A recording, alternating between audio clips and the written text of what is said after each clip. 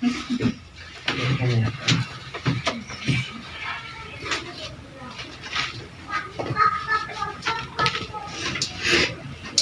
हाँ बच्चों, आप लोग को 10th क्लास का एक सेकेंड हिंदी का बुक है, ठीक है, जिसका नाम है वल्मिका। क्या नाम है? वल्मिका। उसमें कहानी है धरती कब तक घूमेगी।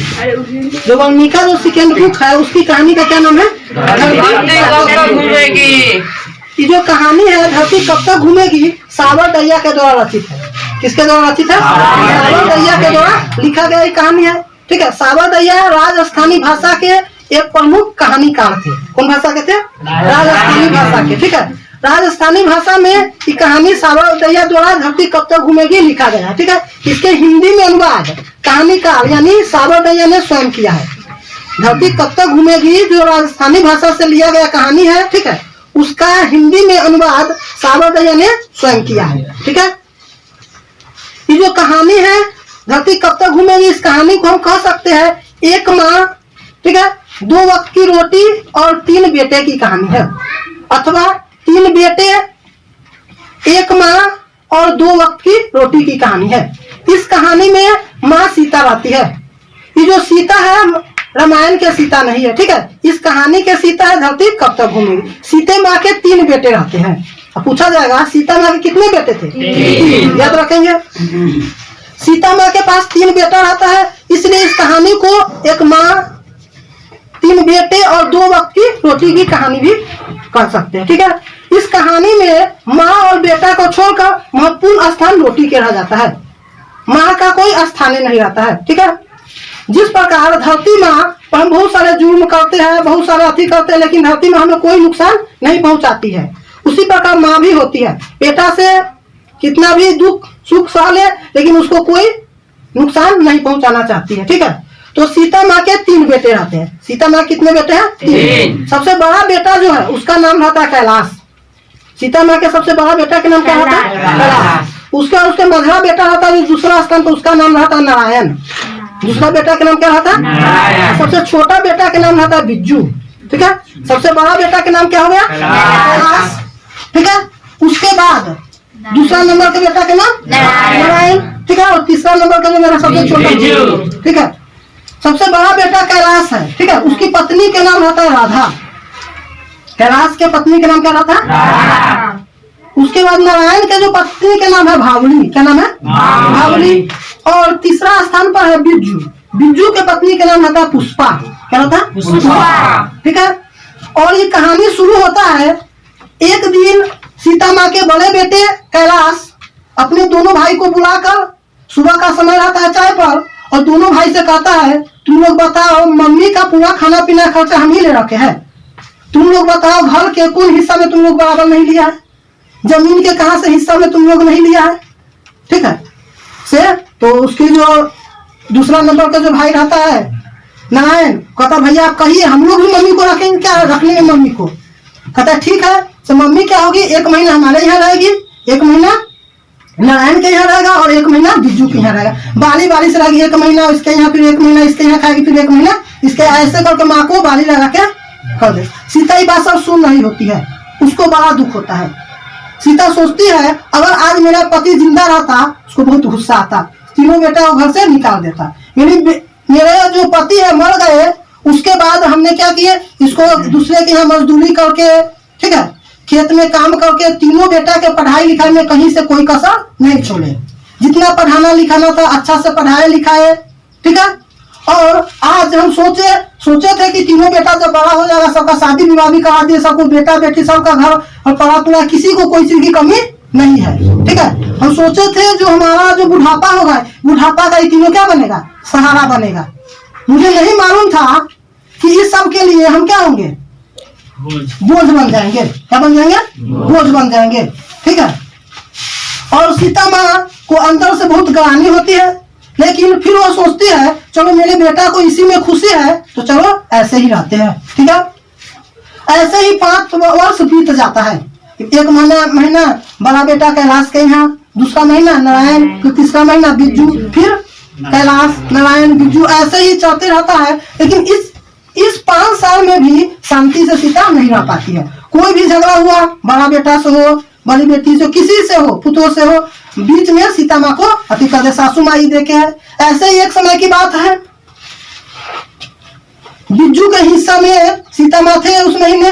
बिज्जू की जो पत्नी थी पुष्पा, ठीक है, भावली के बेटा का जन्मदिन था, उस पर रसमलाई लेकर आई सीता को देने के लिए। जब सीता रसमलाई मुंह में रखा भी नहीं था, उतने पर राधा की पत्नी उसके बिज्जू की पत्नी पुष्पा बोल उठी भावली को, तुम बहुत बड़े बनते हो तो अपना घर में बनो, हमारे हिस्सा में है, तुम कुछ इनको देने नहीं, हमको जो रूखा सूखा बनेगा वो हम खिलाएंगे। अपना खूब ताव दिखाने आ रही है, अपने आप के हम बहुत अति है, ठीक है। और ऐसे में झगड़ा हो जाता है। एक दिन ऐसे ही होता है, तो उसके सबसे बड़ा बेटा रहता है कैलाश, ठीक है, और भावली उसके जो नारायण के जो पत्नी रहती है भावली, उसके बेटा में और कैलाश के बेटा में झगड़ा हो जाता है, ठीक है। तो सबसे बड़ा बेटा जो कैलाश रहता है, उसकी पत्नी राधा बोलती है, सासू माँ से पूछ लीजिए हमारे बेटा में कोई गलती नहीं है, ठीक है। तो भावली तुरंत बोल उठती है, सासू माँ तो रहती है हमारे यहाँ गुलामी आपका करती है। एक बार की बात है, राधा को क्या हो गया था, तबीयत खराब हो गया था, और कैलाश भी यहाँ नहीं था। भावली के हिस्सा में सीता खा रही थी, तो उसका काम कर दिया, खाना उना बना दिया, उसके बेटा उठा को खिला दिया, उसके घर पर बैठा, राधा का सेवा हुआ कर दिया। इसी कारण भावली को गुस्सा रही, खाती है हमारे यहाँ लेकिन काम उसका करती है, ठीक है। एक किसी के यहाँ सीता खाती थी, उसके बच्चा उच्चा को देखभाल, बर्तन उर्तन मजने वाला काम, जो काम हो सकता उतना काम सीता कर देती थी, ठीक है। लेकिन 5 साल में सीता को क्या हुआ, बहुत बार झगड़ा उगड़ा हुआ। उसका बड़ा बेटा फिर देखा से माँ को अभी भी चैन नहीं है, माँ के लिए चिंतित हुई।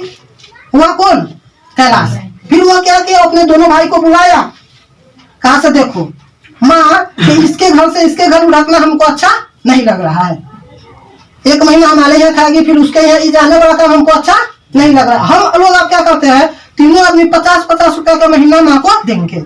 कितना का महीना देंगे, 50-50 रुपया के, 150 तो महीना हो जाएगा मम्मी को, ठीक है। माँ को कितना रुपया हो जाएगा, 150। इसमें मम्मी स्वयं अपना खाना बनाएगी, रोटी अपना खाएगी, कोई दिक्कत नहीं होगा, इधर से उधर इसके घर से उसके घर जाने में कोई कठिनाई नहीं होगी।